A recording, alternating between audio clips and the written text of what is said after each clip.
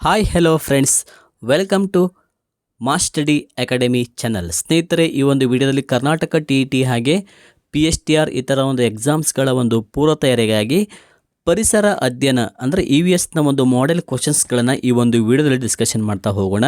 ಖಂಡಿತವಾಗಿಯೂ ಈ ಒಂದು ವಿಡಿಯೋ ನಿಮಗೆ ಮುಂಬರುವಂಥ ಒಂದು ಎಕ್ಸಾಮ್ಸ್ಗಳಿಗೆ ಹೆಲ್ಪ್ ಆಗುತ್ತೆ. ಹಾಗಾಗಿ ಈ ವಿಡಿಯೋನ ಕಂಪ್ಲೀಟಾಗಿ ಸ್ಕಿಪ್ ಮಾಡದೆ ನೋಡಿ. ಹಾಗಾದರೆ ಬನ್ನಿ ಶುರು ಮಾಡೋಣ ಸ್ನೇಹಿತರೆ.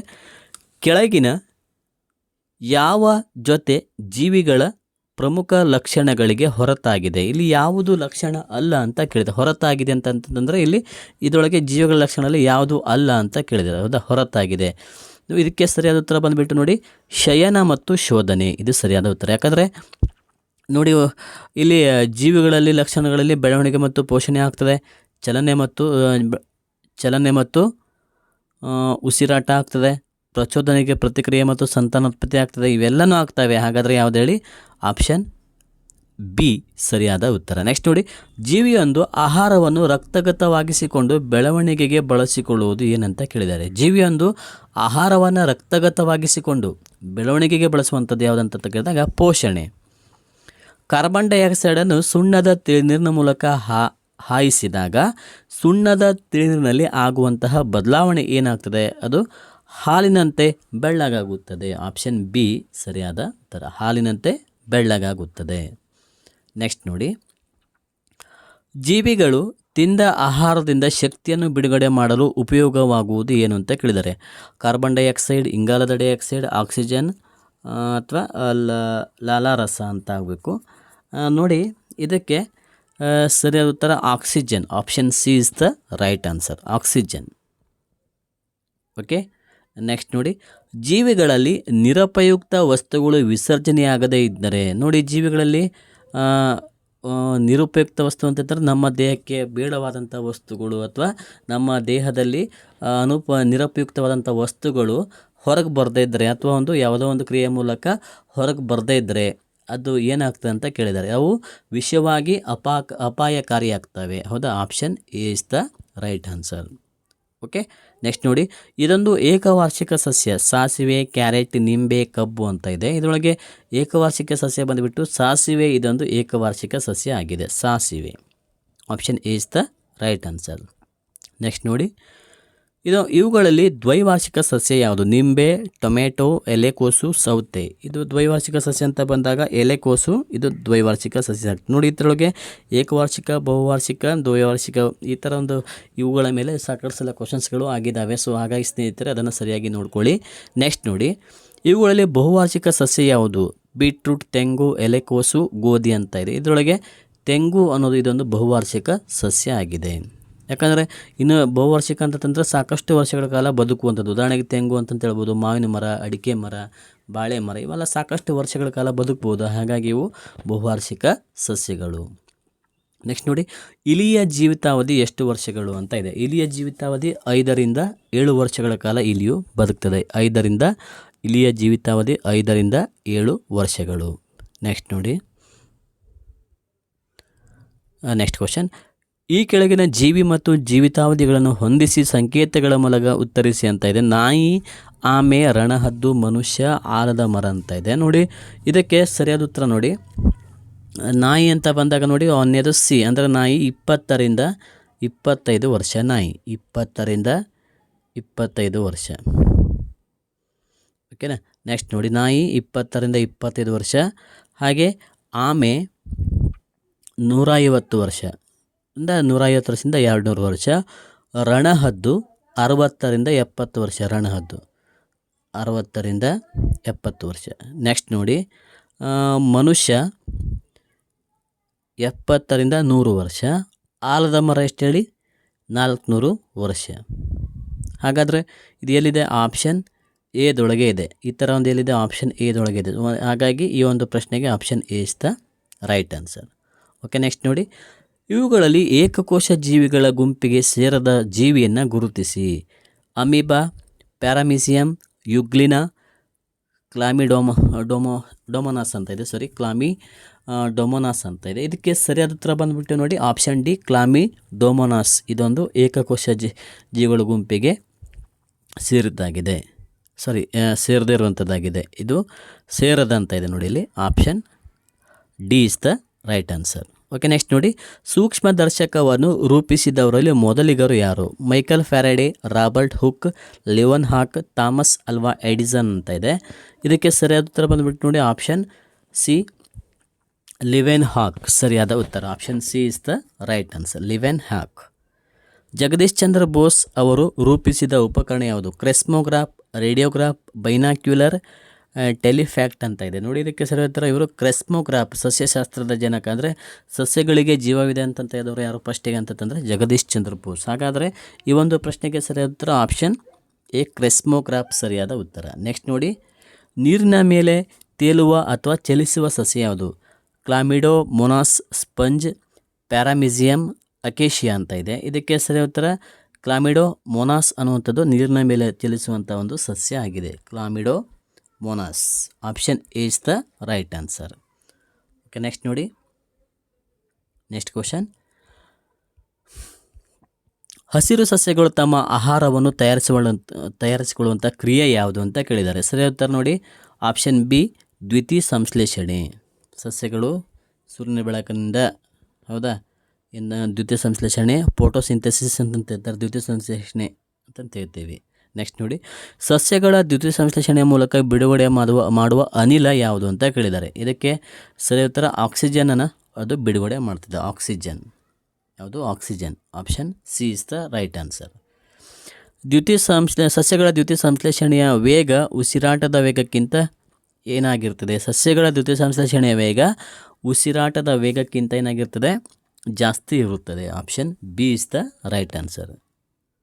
ನೆಕ್ಸ್ಟ್ ನೋಡಿ, ಕಪ್ಪೆಯು ಉಸಿರಾಡಲು ಬಳಸುವ ಅಂಗ ಯಾವುದು? ಚರ್ಮ, ಶ್ವಾಸಕೋಶ, ಬಾಯಿಯ ಕುಹರ, ಮೇಲಿನ ಎಲ್ಲವೂ ಅಂತ ಇದೆ ನೋಡಿ. ಇದು ಕಪ್ಪೆಯು ಉಸಿರಾಡಲಿಕ್ಕೆ ಚರ್ಮ, ಶ್ವಾಸಕೋಶ, ಬಾಯಿಯ ಕುಹರ ಇವೆಲ್ಲವುಗಳನ್ನು ಬಳಸ್ತದೆ. Option D is the right answer. Okay, next ನೋಡಿ, ಇವುಗಳಲ್ಲಿ ಚರ್ಮದ ಮೂಲಕ ಉಸಿರಾಡುವಂತಹ ಪ್ರಾಣಿ ಯಾವುದು ಅಂತ ಕೇಳಿದ್ದಾರೆ. ಮೀನು, ಮನುಷ್ಯ, ಎರೆಹುಳ, ಕೋಳಿ ಅಂತ ಇದೆ. ಚರ್ಮದ ಮೂಲಕ ಉಸಿರಾಡುವಂತಹ ಪ್ರಾಣಿ ಯಾವುದು ಅಂತ ಕೇಳಿದಾಗ ಎರೆಹುಳ. Option C is the right answer. ಹಾಗೆ ಇದನ್ನು ಎರೆಹುಳವನ್ನು ರೈತನ ಮಿತ್ರ ಅಂತೇಳಿ ಕರೀತಾರೆ. ನೆಕ್ಸ್ಟ್ ನೋಡಿ, ಸಸ್ಯಗಳು ಪತ್ರರಂಧ್ರಗಳ ಮೂಲಕ ಉಸಿರಾಡುತ್ತವೆ. ಈ ಪತ್ರರಂಧ್ರ ಇರುವುದು ಎಲ್ಲಿ ಅಂತ ಕೇಳಿದ್ದಾರೆ. ಇದಕ್ಕೆ ಸರಿಯಾದ ಉತ್ತರ ನೋಡಿ, ಸಸ್ಯಗಳ ಎಲೆಗಳ ತಳಭಾಗದಲ್ಲಿ, ಸೊಮ್ಯಾಟ ಅಂತಂತ ಹೇಳ್ತೀವಲ್ಲ, ಪತ್ರರಂಧ್ರ. Option B is the right answer. Okay, next ನೋಡಿ, ಕಬ್ಬು ಈ ಕೆಳಗಿನ ಯಾವುದರ ಮೂಲಕ ಸಂತಾನೋತ್ಪತ್ತಿ ಮಾಡುತ್ತದೆ? ಕಬ್ಬು ಈ ಕೆಳಗಿನ ತುಂಡುಗಳ ಮೂಲಕ, ಕಬ್ಬಿನ ಒಂದು ತುಂಡುಗಳ ಮೂಲಕ ಸಂತಾನೋತ್ಪತ್ತಿ ಮಾಡುವಂಥದ್ದು. Option C is the right answer. Okay, next ನೋಡಿ, ನವೀಕರಿಸಬಹುದಾದ ಸಂಪನ್ಮೂಲದ ಉದಾಹರಣೆ ಯಾವುದು ಅಂತ ಕೇಳಿದ್ದಾರೆ. ನವೀಕರಿಸಬಹುದಾದ ಸಂಪನ್ಮೂಲದ ಉದಾಹರಣೆ ಖನಿಜಗಳು, ನೀರು, ಪಳೆಯುಳಿಕೆ, ಲವಣಗಳು ಅಂತ ಇದೆ ನೋಡಿ. ಆಪ್ಷನ್ ಬಿ, ನವೀಕರಿಸಬಹುದಾದ ಒಂದು ಸಂಪನ್ಮೂಲ ಅಂತ ತಂದಾಗ ನೀರು. ಇದು ನೀರು, ಮಣ್ಣು, ಅರಣ್ಯ ಇವೆಲ್ಲ ಏನು ಹೇಳಿ ನವೀಕರಿಸಬಹುದಾದಂತಹ ಸಂಪನ್ಮೂಲ. ಹಾಗಾದರೆ ಖನಿಜ, ಪಳೆಯುಳಿಕೆ, ಇಂಧನ, ಲವಣ, ಡೀಸೆಲ್, ಪೆಟ್ರೋಲ್ ಇವೆಲ್ಲ ನವೀಕರಿಸಲಾಗದಂತಹ ಸಂಪನ್ಮೂಲ. ಮಣ್ಣು ಎಷ್ಟು ಸಾಮಾನ್ಯ ಧಾತುಗಳ ಸೇರಿಕೆಯಿಂದ ರಚನೆಯಾಗಿದೆ ಅಂತ? 10 ಧಾತುಗಳು, 6, 12 ಧಾತುಗಳು, 8 ಧಾತುಗಳು ಅಂತ ಇದೆ. ಇದಕ್ಕೆ ಸರಿಯಾದ ಉತ್ತರ ಆಪ್ಷನ್ ಡಿ, 8 ಧಾತುಗಳು. ಮಣ್ಣು 8 ಧಾತುಗಳ ಒಂದು ಸೇರಿಕೆಯಿಂದ ರಚನೆಯಾಗಿದೆ.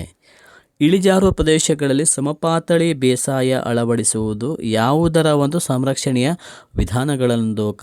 ಕಾಡುಗಳ ಸಂರಕ್ಷಣೆ, ಮಣ್ಣಿನ ಸಂರಕ್ಷಣೆ, ನೀರಿನ ಸಂರಕ್ಷಣೆ, ಸಮಾಜ ಸಂರಕ್ಷಣೆ ಅಂತ ಇದೆ ನೋಡಿ. ಸರಿಯಾದ ಉತ್ತರ ಮಣ್ಣಿನ ಸಂರಕ್ಷಣೆ. Option B is the right answer. Option B.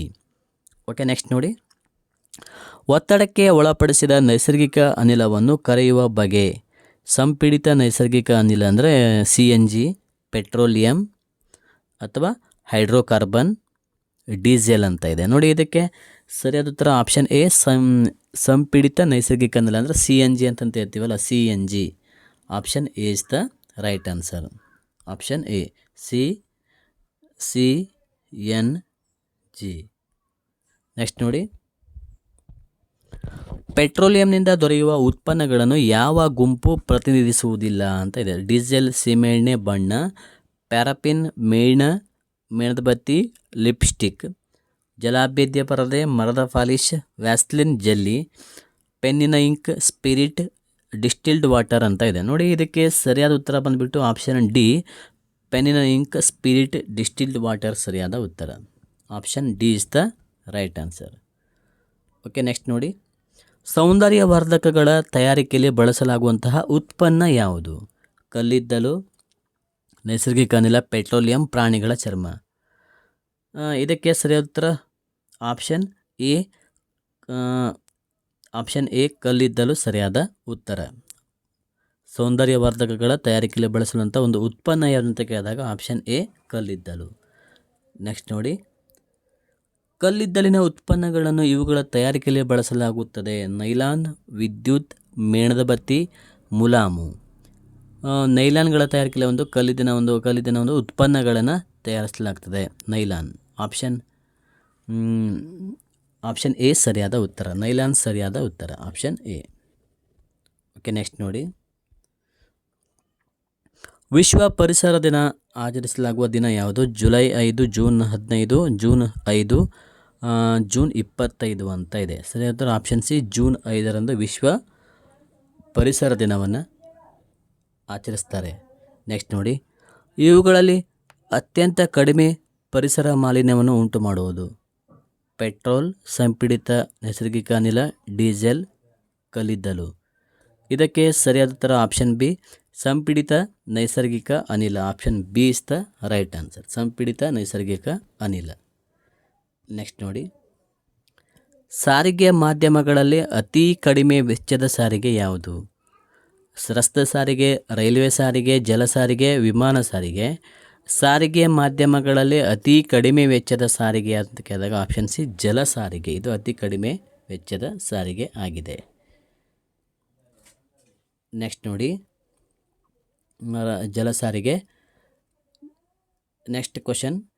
ಕ್ರಿಸ್ತಶಕ 2011ರ ಪ್ರಕಾರ ನಮ್ಮ ದೇಶದಲ್ಲಿರುವ ಅಂತಾರಾಷ್ಟ್ರೀಯ ವಿಮಾನ ನಿಲ್ದಾಣಗಳ ಸಂಖ್ಯೆ ಎಷ್ಟು? 2011ರ ಪ್ರಕಾರ ಎಷ್ಟು ಅಂತ ಕೇಳಿದ್ದಾರೆ. ಇದಕ್ಕೆ ಸರಿಯಾದ ಉತ್ತರ ಆಪ್ಷನ್ ಎ, 16 ಅಂತಾರಾಷ್ಟ್ರೀಯ ವಿಮಾನ ನಿಲ್ದಾಣಗಳು ಇರ್ತವೆ. ನೆಕ್ಸ್ಟ್ ಕ್ವಶನ್ ನೋಡಿ.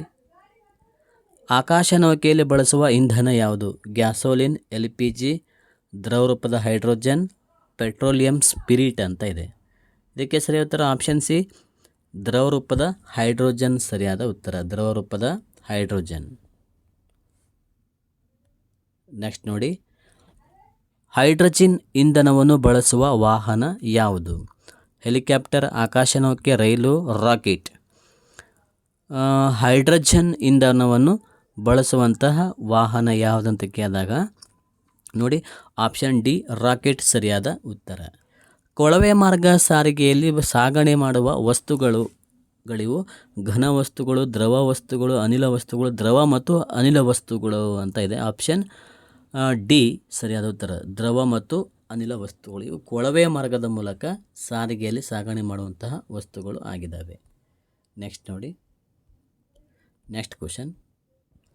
ತಾವರೆ ಎಲೆಗಳ ಮೇಲೆ ನೀರು ನಿಂತರೂ ಅದು ಕೊಳೆತು ಹೋಗೋದಿರಲು ಕಾರಣವೇನೆಂತಂದರೆ ಎಲೆಗಳ ಮೇಲೆ ತೆಳುವಾದ ಮೇಣದ ಪದರ ಇರುವುದು ಇದಕ್ಕೆ ಕಾರಣವಾಗಿದೆ. ಎಲೆಗಳ ಮೇಲೆ ತೆಳುವಾದ ಮೇಣದ ಪದರಗಳು ಇರುವುದು. ನೆಕ್ಸ್ಟ್ ನೋಡಿ. ಇವುಗಳಲ್ಲಿ ಕೀಟಗಳನ್ನು ಭಕ್ಷಿಸುವ ಸಸ್ಯ ಯಾವುದು?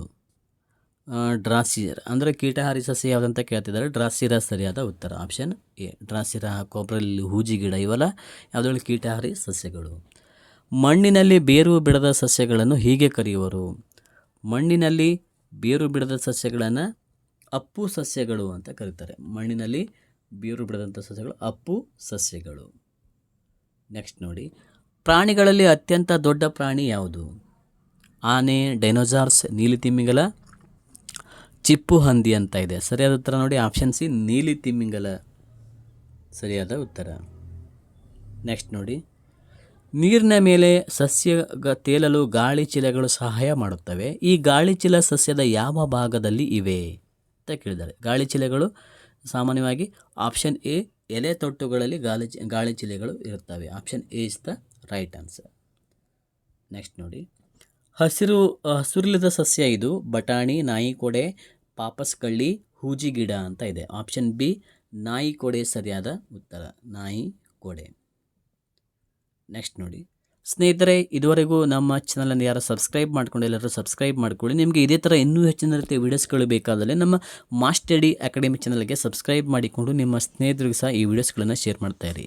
ಈ ಕೆಳಗಿನ ಯಾವ ಸಸ್ಯಗಳನ್ನು ಮೂಲಿಕೆಗಳು ಅಂತ ಇದೆ ನೋಡಿ. ಹುರುಳಿಕಾಯಿ, ಮೆಣಸಿನಕಾಯಿ, ಟೊಮೆಟೊ ಎಲ್ಲವೂ ಅಂತ ಇದೆ. ಇದಕ್ಕೆ ಸರಿಯಾದ ಉತ್ತರ ಆಪ್ಷನ್ ಡಿ, ಎಲ್ಲವೂ. Option D is the right answer. Next ನೋಡಿ, ಸಾಧಾರಣ ಎತ್ತರದ ಗಟ್ಟಿ ಕಾಂಡದ ಬುಡದಿಂದಲೇ ಕೊಂಬೆಗಳ ಬೆಳೆದಿರುವ ಸಸ್ಯಗಳೇ ಹೀಗೆ ಕರೀತಾರೆ. ಏನಂತ ಕರೀತಾರೆ? ಮೂಲಿಕೆಗಳು, ಪೊದರುಗಳು, ಮರಗಳು, ಕಾಂಡಗಳು ಅಂತ ಇದೆ. ಇದಕ್ಕೆ ಸರಿಯಾದ ಉತ್ತರ ಆಪ್ಷನ್ ಬಿ, ಪೊದರುಗಳು ಅಂತ ಕರೀತಾರೆ. ಪೊದರುಗಳು. Option B is the right answer. Next ನೋಡಿ, ಎಲೆಗಳಿಗೆ ಹಸಿರು ಬಣ್ಣವನ್ನು ಕೊಡುವುದು ಪತ್ರಹರಿತು, ಸೂರ್ಯನ ಬೆಳಕು, ನೀರಾವಿ, ಕಾಂಡ ಅಂತ ಇದೆ. ಸರಿಯಾದ ಉತ್ತರ ನೋಡಿ ಆಪ್ಷನ್ ಎ, ಪತ್ರಹರಿತು ಅಥವಾ ಸೊಮ್ಯಾಟ ಅಂತಂತ ಇರ್ತೀವಲ್ಲ. ಸೊಮ್ಯಾಟ ಅಂತಂದ್ರೆ ಪತ್ರರಂಧ್ರ. ಇದಕ್ಕೆ ಎಲೆಗಳಿಗೆ ಹಸಿರು ಬಣ್ಣವನ್ನು ಕೊಡುವಂಥದ್ದು ಯಾವುದರಲ್ಲಿ? ಪತ್ರ ಇರ್ತದೆ, ಕ್ಲೋರೋಫಿಲ್. ನೆಕ್ಸ್ಟ್ ನೋಡಿ, ದ್ವಿದಳ ಸಸ್ಯಗಳಿಗೆ ಉದಾಹರಣೆ ಯಾವುದು? ದ್ವಿದಳ ಸಸ್ಯಗಳಿಗೆ ಜೋಳ, ರಾಗಿ, ಗೋಧಿ, ಹುರುಳಿ. ದ್ವಿದಳ ಸಸ್ಯಗಳಿಗೆ ಉದಾಹರಣೆ ಯಾವುದಂತ ಕೇಳಿದಾಗ ಹುರುಳಿ. Option D is the right answer. ಪ್ರಪಂಚದಲ್ಲೇ ಅತಿ ದೊಡ್ಡ ಬೀಜದ ಸಸ್ಯ ಯಾವುದು? ಆಪ್ಷನ್ ಸಿ, ಹಲಸು, ತೆಂಗು, ಕೋಕೋಡಿ ಮೇರ್. ತೆಂಗು ಅಂತ ಇದೆ ನೋಡಿ. ಇದಕ್ಕೆ ಸರಿಯಾದ ಉತ್ತರ ಆಪ್ಷನ್ ಸಿ, ಕೋಕೋಡಿ ಮೇರ್. ಕರ್ನಾಟಕದಲ್ಲಿ ಅಥವಾ ಕರ್ನಾಟಕ ರಾಜ್ಯದಲ್ಲಿರುವ ಅಭಯಾರಣ್ಯಗಳ ಸಂಖ್ಯೆ ಎಷ್ಟು ಅಂತ ಇದೆ. ಕರ್ನಾಟಕದ ಅಭಯಾರಣ್ಯಗಳ ಸಂಖ್ಯೆ 26. ಗುಡಿ ಕೈಗಾರಿಕೆಯ ಉದಾಹರಣೆ ಯಾವುದು? ಜೇನು ಸಾಕಾಣಿಕೆ, ಬೆಂಕಿ ಪೆಟ್ಟಿಗೆ ತಯಾರಿಕೆ, ಪ್ಲಾಸ್ಟಿಕ್ ಸಾಮಗ್ರಿ ತಯಾರಿಕೆ, ಸಕ್ಕರೆ ಕಾರ್ಖಾನೆ ಅಂತ ಇದೆ. ಸರಿಯಾದ ಉತ್ತರ ಆಪ್ಷನ್ ಎ, ಜೇನು ಸಾಕಾಣಿಕೆ ಸರಿಯಾದ ಉತ್ತರ. ಜೇನು ಸಾಕಾಣಿಕೆ. ಸ್ನೇಹಿತರೆ, ಯಾರೆಲ್ಲ ಈ ಒಂದು ವಿಡಿಯೋ ನೋಡ್ತಾ ಇದ್ರಲ್ಲರೂ ಸಬ್ಸ್ಕ್ರೈಬ್ ಮಾಡಿ, ಹಾಗೆ ಲೈಕನ್ನು ಕೊಡಿ. ನೆಕ್ಸ್ಟ್ ನೋಡಿ, ಪಪೈರಸ್ ಎಂಬ ಜೋಂಡಿನಿಂದ ಕಾಗದಂತಹ ಪದಾರ್ಥಗಳನ್ನು ತಯಾರಿಸುವಂಥ ಸ್ಥಳ ಯಾವುದು ಅಂತ ಕೇಳಿದ್ದಾರೆ. ಸರಿಯಾದ ಉತ್ತರ ಬಂದುಬಿಟ್ಟು ಆಪ್ಷನ್ ಬಿ, ಪ್ರಾಚೀನ ಈಜಿಪ್ಟ್ ಸರಿಯಾದ ಉತ್ತರ. ಪ್ರಾಚೀನ ಈಜಿಪ್ಟ್. ನೆಕ್ಸ್ಟ್ ನೋಡಿ, ಹೃದಯದ ರಕ್ತವನ್ನು ಒಯ್ಯುವ ರಕ್ತನಾಳಗಳು ಇವು ಅಂತ ಇದೆ. ಅಪಧಮನಿಗಳು, ಅಭಿಧಮನಿ, ಶ್ವಾಸಕೋಶ, ಮೂತ್ರಜನಕಾಂಗ ಅಂತ ಇದೆ. ಸರಿಯಾದ ಉತ್ತರ ಅಪಧಮನಿಗಳು ಸರಿಯಾದ ಉತ್ತರ. ಅಪಧಮನಿಗಳು. ನೆಕ್ಸ್ಟ್ ನೋಡಿ, ಇವುಗಳಲ್ಲಿ ಯಾವುದು ಮನುಷ್ಯನ ದೇಹದ ಮುಖ್ಯ ವಿಸರ್ಜನಾಂಗ ಅಲ್ಲ ಅಂತ? ಶ್ವಾಸಕೋಶ, ಮೂತ್ರಜನಕಾಂಗ, ಚರ್ಮ, ಕಣ್ಣುಗಳು ಅಂತ ಇದೆ. ಸರಿಯಾದ ಉತ್ತರ ಆಪ್ಷನ್ ಡಿ, ಕಣ್ಣುಗಳು. ನಮ್ಮ ದೇಹದಲ್ಲಿರುವ ಮೂಳೆಗಳ ಸಂಖ್ಯೆ ಅಂತ ಕೇಳಿದಾಗ 206. ಜೀರ್ಣಾಂಗ ವ್ಯೂಹದಲ್ಲಿ ಅತ್ಯಂತ ಉದ್ದವಾದ ಅಂಗ ಯಾವುದಂತ ಕೇಳಿದಾಗ ನೆಕ್ಸ್ಟ್ ನೋಡಿ ಆಪ್ಷನ್ ಡಿ, ಸಣ್ಣ ಕರಳು. ನಮ್ಮ ದೇಹದ ಅತಿ ಸಣ್ಣ ಮೂಳೆ ಇಲ್ಲಿದೆ. ನಮ್ಮ ದೇಹದ ಅತಿ ಸಣ್ಣ ಮೂಳೆ ಕಿವಿಯಲ್ಲಿ ನಾವು ಕಾಣ್ಬೋದು. ಕಿವಿಯಲ್ಲಿ. Option A is the right answer. Next ನೋಡಿ, ರಕ್ತಕ್ಕೆ ಕೆಂಪು ಬಣ್ಣವನ್ನು ಕೊಡುವುದು ರಕ್ತದಲ್ಲಿನ ಯಾವುದರಿಂದ? ಬಿಳಿ ರಕ್ತ ಕಣಗಳು, ಹಿಮೋಗ್ಲೋಬಿನ್ಗಳು, ಪ್ರೋಟೀನ್ಗಳು, ನೀರು ಅಂತ ಇದೆ. ಸರಿಯಾದ ಉತ್ತರ ನೋಡಿ ಆಪ್ಷನ್ ಬಿ, ಹಿಮೋಗ್ಲೋಬಿನ್ಗಳು. Haemoglobin. Option B is the right answer. Next ನೋಡಿ, ಜಠರದಲ್ಲಿ ನಾವು ತಿಂದ ಆಹಾರವು ಎಷ್ಟು ಗಂಟೆಗಳ ಕಾಲ ಉಳಿಯುತ್ತದೆ? 2 ಗಂಟೆ, 3 ಗಂಟೆ, 3ರಿಂದ 4 ಗಂಟೆ, 5 ಗಂಟೆ ಅಂತ ಇದೆ. ಇದಕ್ಕೆ ಸರಿಯಾದ ಉತ್ತರ ಆಪ್ಷನ್ ಸಿ, 3ರಿಂದ 4 ಗಂಟೆ ಸರಿಯಾದ ಉತ್ತರ. 3ರಿಂದ 4 ಗಂಟೆ. ನಮ್ಮ ಹೃದಯ 1 ನಿಮಿಷಕ್ಕೆ ಎಷ್ಟು ಸಲ ಬಡಿದುಕೊಳ್ಳುತ್ತದೆ ಅಂತ ಇದೆ. ನಮ್ಮ ಹೃದಯ ಒಂದು ಸಲಕ್ಕೆ ಸರಾಸರಿ ಎಷ್ಟು? 70 ಸಲ, 70ರಿಂದ 72 ಸಲ. 70ರಿಂದ ಆರೋಗ್ಯವಂತ ಒಂದು ಮನುಷ್ಯನ ಒಂದು ಹೃದಯಗಳು 70ರಿಂದ 72 ಸಲ ಬಡಿದುಕೊಳ್ಳುತ್ತದೆ. ಈ ಕೆಳಗಿನವುಗಳಲ್ಲಿ ಮೇಧಸ್ಸು ಜಾಸ್ತಿ ಇರುವ ಆಹಾರ ಪದಾರ್ಥ ಯಾವುದು? ಇದಕ್ಕೆ ಸರಿಯಾದ ಉತ್ತರ ನೋಡಿ ಆಪ್ಷನ್ ಬಿ, ಬೆಣ್ಣೆ. ನೆಕ್ಸ್ಟ್ ನೋಡಿ, ಚರ್ಮ ಹಲ್ಲುಗಳ ಆರೋಗ್ಯಕ್ಕೆ ಉತ್ತಮವಾದ ವಿಟಮಿನ್ ಯಾವುದು? ಇದಕ್ಕೆ ಸರಿಯಾದ ಉತ್ತರ ಆಪ್ಷನ್ ಎ ವಿಟಮಿನ್. ಎ ಜೀವಸತ್ವ. ಗೋಧಿ, ರಾಗಿ, ಮೊಳಕೆ ಕಾಳುಗಳಲ್ಲಿ ಲಭ್ಯವಿರುವಂತಹ ವಿಟಮಿನ್ ಯಾವುದು? ಆಪ್ಷನ್ ಬಿ ಜೀವಸತ್ವ. ಮೂಳೆ ಮತ್ತು ಹಲ್ಲುಗಳ ಆರೋಗ್ಯಕ್ಕೆ ಅಗತ್ಯವಾದಂತಹ ವಿಟಮಿನ್ ಯಾವುದು? ಇದಕ್ಕೆ ಸರಿಯಾದ ಉತ್ತರ ಡಿ, ಮೂಳೆ ಅಂತ ತಂದಾಗ ಡಿ. ಆದರೆ ಡಿ ವಿಟಮಿನ್ನ ಕೊರತೆಯಿಂದ ಬರುವಂಥ ರೋಗ ಯಾವುದಂತ ಕೇಳಿದಾಗ ಅದು ರಿಕೆಟ್ಸ್ ರೋಗ. ನೆಕ್ಸ್ಟ್ ನೋಡಿ, ನಾವು ಆರೋಗ್ಯದಿಂದ ಇರಲು ದಿನಕ್ಕೆ ಎಷ್ಟು ಲೋಟ ನೀರು ಕುಡಿಯಬೇಕು ಅಂತ ಇದೆ ನೋಡಿ. 4ರಿಂದ 5 ಲೋಟ ನೀರನ್ನು ಕುಡಿಬೇಕು. ಜೀವಸತ್ವ ಎ ಕೊರತೆಯಿಂದ ಬರುವಂತಹ ರೋಗ ಯಾವುದು? ಜೀವಸತ್ವ ಎ ಕೊರತೆ ಡಿ ಯಾವುದು?